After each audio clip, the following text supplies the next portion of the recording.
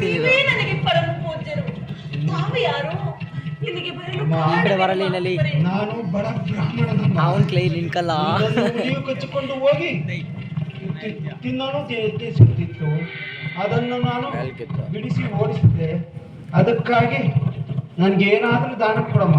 ಪೂಜ್ಯರೇ, ನಾನಿರುವುದು ಅರಣ್ಯ. ನಾನು ನಿರ್ಗತಿಗಳಾದ ನನ್ನಲ್ಲಿ ಏನಿದೆ ಮಹಾತ್ಮರೇ? Full pot ಮಾಡಂಗನಲ್ಲ ಶಾಂತಣ್ಣು. ಏನೂ ಇಲ್ಲ ಅಂತ ಹೇಳ್ಬೇಡಮ್ಮ. ನಿನ್ನಲ್ಲಿರುವ ಮೂಗಿನಲ್ಲಿರುವ ಮೂಗುತ್ತಿನಾದ್ರೂ ಕೊಡಮ್ಮ. ಜೀವದಾನವನ್ನು ಮಾಡಿರುವ ಈ ಪರಮ ಪೂಜ್ಯರಿಗೆ ಏನೂ ಇಲ್ಲವೆಂದು ಹೇಳುತ್ತಿರುವೆನಲ್ಲ.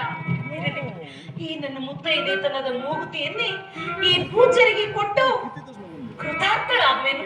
ಮುತ್ತೈದೆತನದ ಮೂಗುತಿ, ಮುತ್ತೈದೆತನದ ಮೂಗುತಿ, ಎತ್ತಮ್ಮ ಕೊಂಡೆತ್ತ ಮೂಗುತಿ.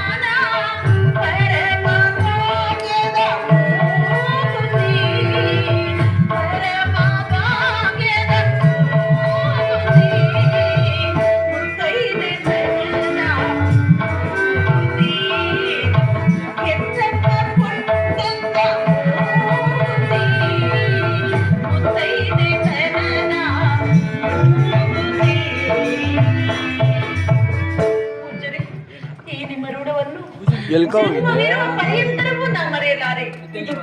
ಸ್ವೀಕರಿಸಿ ಪೂಜ್ಯರೇ. ಮಹಾತ್ಮರೇ, ನನ್ನನ್ನು ಅರಸಿ